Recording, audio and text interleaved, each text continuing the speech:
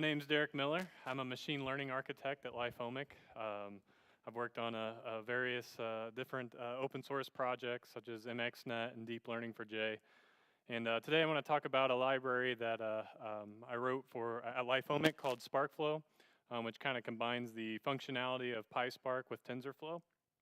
And although we talk about the large data sets, we're not going to get too detailed in some of the large data sets that we get into.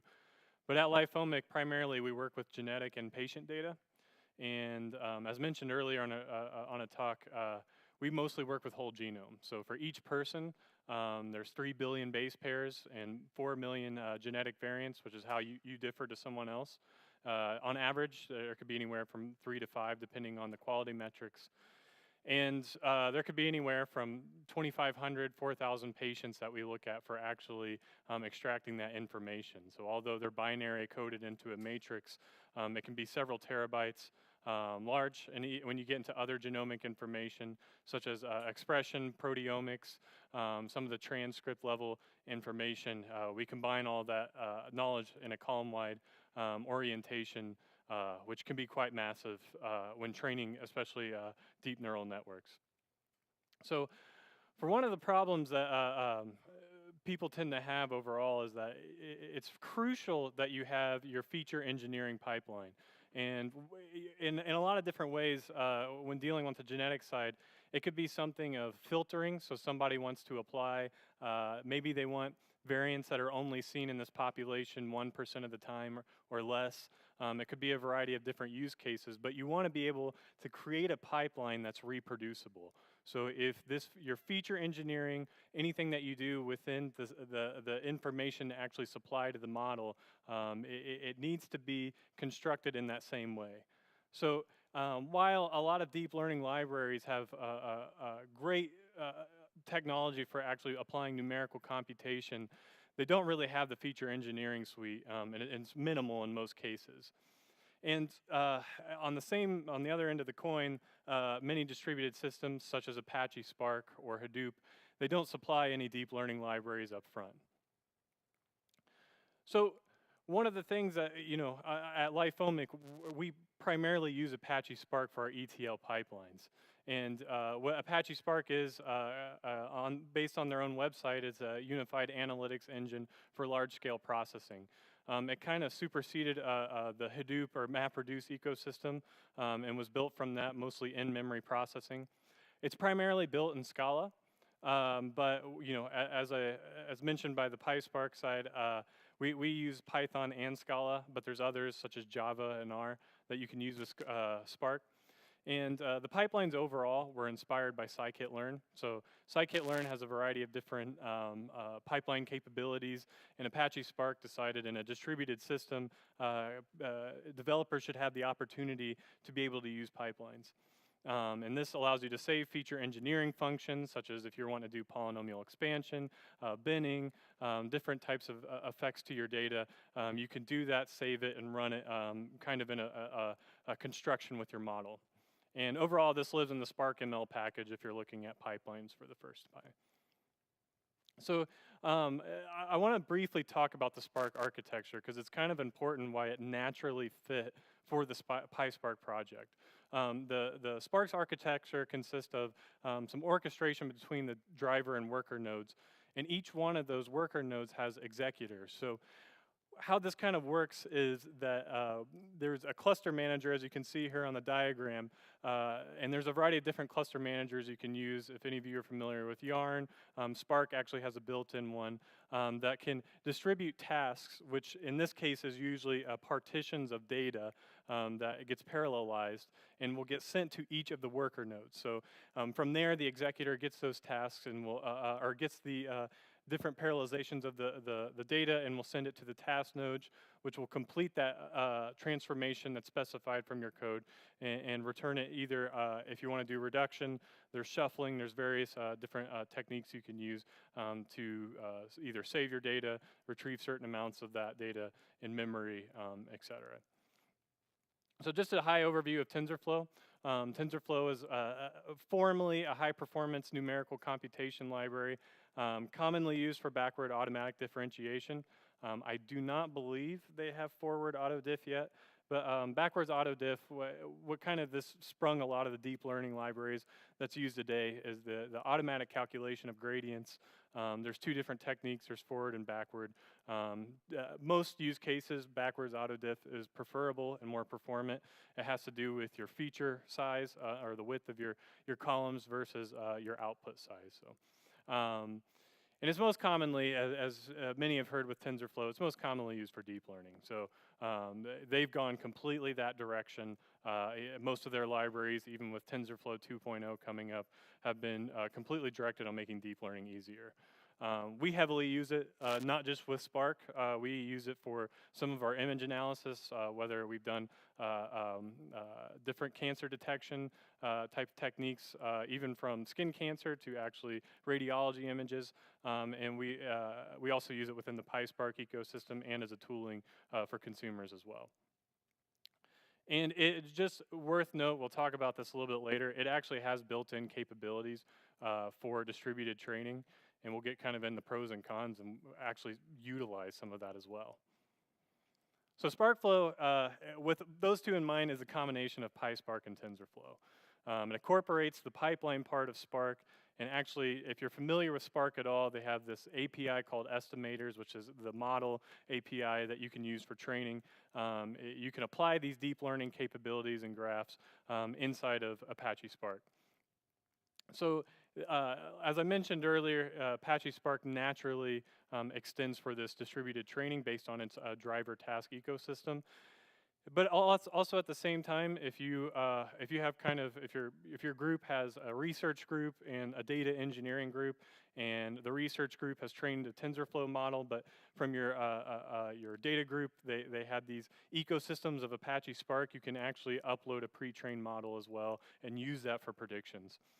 And TensorFlow is a natural choice. I'm sure there's a debate right now between PyTorch and TensorFlow in terms of use, mostly because of the things that people hate about TensorFlow, and that's the graph construction up front, and then actually utilizing sessions where it's not eager, even though they do have an eager API now. What that allows you to do is to serialize that graph into multiple instances, and it has easier ways of calculating gradients to actually supply those to a parameter server. And PyTorch's solution for parameter server is actually flawed, and I can get into that a little bit of why that actually works with TensorFlow. So kind of an overview of how, it looks like my image there got a little over, how SparkFlow works is the driver owns the master network. So I mentioned earlier there's the driver and there's the task nodes. And from there, it owns the parameters, it owns the base model, and it's what gets returned for predictions. So what ends up happening is that each one of those, the task nodes or executors, gets a copy of that network with the start of the parameter. So we're starting out, it gets a fresh copy. Here are the parameters from the model server, and it also, we partition the data just naturally. So if you have these massive data sets, you can partition these data, and within those tasks, you can actually run batch training. So once you're inside of a single executor, it can train that neural network and on a batch of data and send the gradients, not necessarily the output or the weights, up to the parameter server, which then applies that to the master network. So from there, there's different techniques that we're going to get into of how that exactly happens. Once the iteration of training's over, that worker node will then call to the driver and get the new refresh set of parameters. So it'll continuously train across all task nodes. It will constantly update its parameters, send the gradients of how it trains on that data. For most cluster managers that I mentioned earlier that kind of manages the task of data, you can actually get away without reshuffling data and not run into certain types of biases. So a little bit just of what, if you're not too familiar with asynchronous distributed deep learning, in Pyspark you have the opportunity of actually applying two different approaches. One approach is called Hogwild, and the other is AIG, or I more commonly referred to as round robin or locked approaches. The difference between the two is when the gradients are being sent to the parameter server or to the driver, One just uses a thread-safe manner that actually will make sure that each one of the gradients are accounted for that get posted to the server. The other one just is not thread-safe at all, and it will just update, and sometimes your changes will get overwritten. That's Hogwild. It will just overwrite the gradients or overwrite the parameter changes. And believe it or not, typically the Hogwild approach, the non-thread safe approach, is actually more preferable for two different reasons. One reason is it's faster. You're not waiting for locks or getting into any of those type scenarios. The other reason too is that naturally it gets almost into a bit of Bayesian theory, but it provides a bit of uncertainty to the model training, and can get you away from areas such as, if you're familiar, if you've ever trained machine learning and you don't shuffle your data, it can actually learn the way that it's going to come, the data is coming in. It will learn this temporal a bit of the data, but it's not. That's why it's really, if you don't want a temporal relationship between your data, it's really important to shuffle. So if you just have a bunch of randomness and chaos coming towards the master node, it truly shuffles it and gets to a point that you can eliminate some of the biases from your model. So to kind of go, you've probably heard me mention parameter server a few times. What we have right now is fairly simple, and we're going to get into a little bit of why we want to get away from it. So right now, SparkFlow has a Flask service.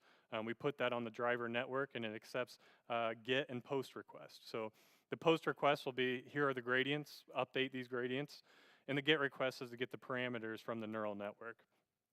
So, and we offer two different approaches inside of the request and different queuing mechanisms to ensure we don't deadlock. And the other reason is for orderly fashion of the gradients if you want locking. For the lock-free approach, we will just update as they come. So the pros and cons of asynchronous training, kind of the overview of the cons, like, it seems like there's a lot of benefits there, is really just the setup. You have to spin up several different instances, it costs more, and there's a lot of things that can go wrong during training. You know, if you have a cluster go down, maybe there's out of memory error, sorry, and maybe it's not partitioned correctly, there's too much data on one end, it gets biased in one manner. That kind of can be a con of it.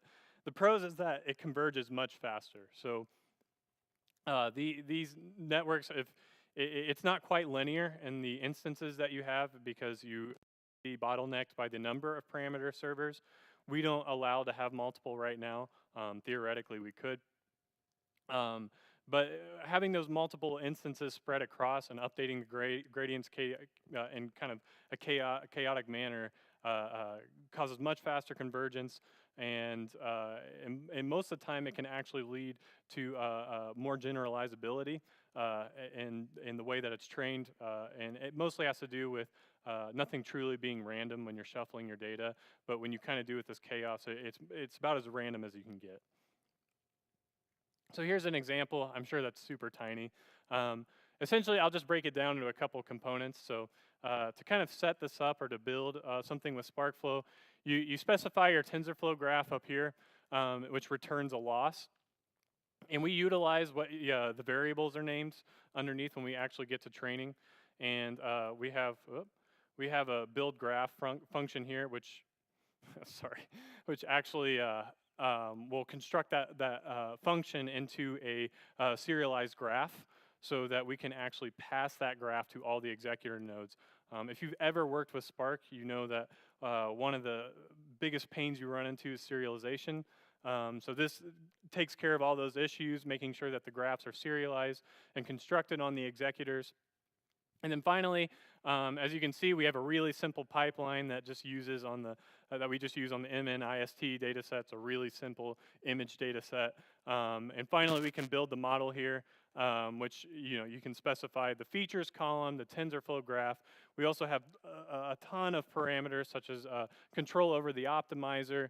If you supply dropout, what kind of parameters are those that are actually that you want to drop out? So on predictions, we don't drop out those variables, and the iterations, etc. And finally, as you can see at the very bottom, which is probably very difficult to see, you can construct a pipeline, and ultimately you can save it.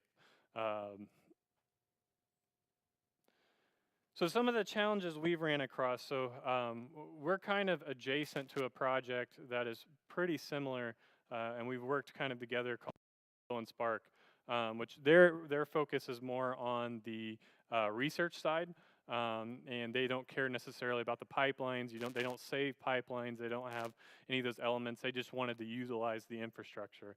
So we've been talking with them quite a bit, and one of the challenges we're both running into is that the new TensorFlow, it's I think a version 1.8. They use their C library in TensorFlow to actually construct the graphs. And this run, when you start parallelizing that, we run into all kinds of weird errors, and we were running into all kinds of weird errors and deadlocking, actually, and just in the construction of the graph itself. We've now gotten around a lot of those issues. It actually led us to finding a bug where we realized we were reconstructing graphs too frequently, and now having that up front, we don't have that issue as much. Certain Spark cluster managers, this will be the bane of my existence. They do not run partitions in parallel. They have like, I don't know the right term to use, but they just have some partitions that go crazy. They will run far ahead of all the other partitions, and they almost run in sequential order, and that causes the problems that I was mentioning earlier with bias, as you're essentially just training, almost in a worst case, because you're allowing a small group of data to actually control that distribution, which is not typically what you want on your weights. Yarn, which is the most frequently used, and I do believe Sparks is one that's not too bad. But Yarn's probably the best in terms of making sure those partitions are parallel and giving you that control over that. The other thing that, as I mentioned earlier with wanting to actually use a TensorFlow server for some of this, is that the JSON REST requests are far less efficient than gRPC methodologies, which is what actually the TensorFlow server uses. And this is especially true if you imagine a really large network that's having to send over a lot of gradients or get parameters. That I/O request can get become a real problem. So with that in mind, there's some future plans that we're working on right now. So one is removing Flask as a parameter server. We want to move towards the TensorFlow parameter server, and there's going to be some challenges that we'll talk about a little bit. And the other thing is to actually clean up that Spark async model that I showed. What I didn't show is all the different options, which is available on our GitHub page to kind of see what you can all do there. But there's better ways of tackling it, and really what we want to move towards is closer to the estimator API, so there isn't a big gap in knowledge from somebody that's using the TensorFlow estimator knowledge, or the estimator model. They can just immediately move their code over if they want to distribute it using Spark. And then we kind of felt like it would be terrible not to use, to build a hyper optimization library inside of this as well, since we already have the clusters. So switching from Flask to TensorFlow, this is what we're ongoing working on.